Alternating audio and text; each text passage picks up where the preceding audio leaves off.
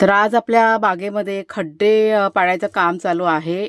नारळाची झाडं आपल्याला लावायची आहेत ना, तिथेच जवळपास हा भाताचा कोंडा पडला होता. सगळा मी जमा करून घेतला पक्ष्यांसाठी आणि त्याच्यानंतर पुढच्या बागेमध्ये येऊन टाकला. तिथे पाणीसुद्धा भरून ठेवलं. त्याच्यानंतर मी आले किचनमध्ये. आपल्या किचनमधलं थोडंफार सामान आहे ना, म्हणजे बरण्या ज्या असतात ना, त्या रिकामी झाल्या होत्या. तर पटापट सगळं धान्य म्हणजे कडधान्य, डाळी वगैरे आहे ना, ते भरून घेतलेलं आहे. आता ह्या ज्या बरण्या आहेत ना, त्या दिसायला किती सुंदर वाटतात ना. भरलेल्या असल्या की छान दिसतात, पण जेव्हा रिकामी दिसल्या ना की मग असं नको वाटतं. मग त्याच्यामुळे पटकन भरून घेतल्या. भरपूर अशी धूळ त्या फळीवरती जमा झाली होती. बाहेर बघा रस्त्याचं काम चालू आहे ना, त्याच्यामुळे जरा पुसून घेतलं आणि मग बरण्या जागेवर ठेवल्या. भूक लागली होती जाम. चपाती भाजी पटकन करून घेतली. कुणाच्यावर इथे खायला दिलं, कुणाला खायला दिलं आणि त्याच्यानंतर मी गेले चुलीकडे.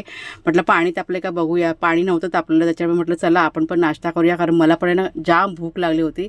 म्हटलं आधी पोटोबा करूया आणि मग म्हटलं विठोबा करूया. इथे निसर्गाच्या सानिध्यात म्हणजे मस्त असा निसर्गाचा आनंद घेत मी नाश्ता केला. सकाळी बागेमध्ये काम करताना माझं नखच असं पूर्ण अर्धवट नख आहे ना, पटकन असं निघून आलं चामडीसकट. त्याच्यामुळे जाम दुखत होतं. तर कुणालने मला इथे बँडेज लावून दिली आणि त्याच्यानंतर मग मी घरातलं की नाही काम करून घेतलं.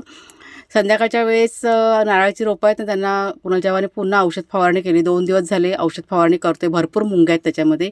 बागेतला थोडासा पुदिना काढून घेतला आणि रात्रीच्या वेळेस इथे पाणीपुरी आज बनवलेली आहे. तुम्हाला जर का रेसिपी हवी असेल तर आपल्या चॅनलवरती म्हणजे लाँग व्हिडिओमध्ये मी शेअर केलेले आहे. तुम्ही जाऊन पाहू शकता. तर इथे बघा सगळेजण आता नाश्ता म्हणजे नाश्ता नाही जेवण करून घेतलं आणि त्याच्यानंतर मग किचन माझा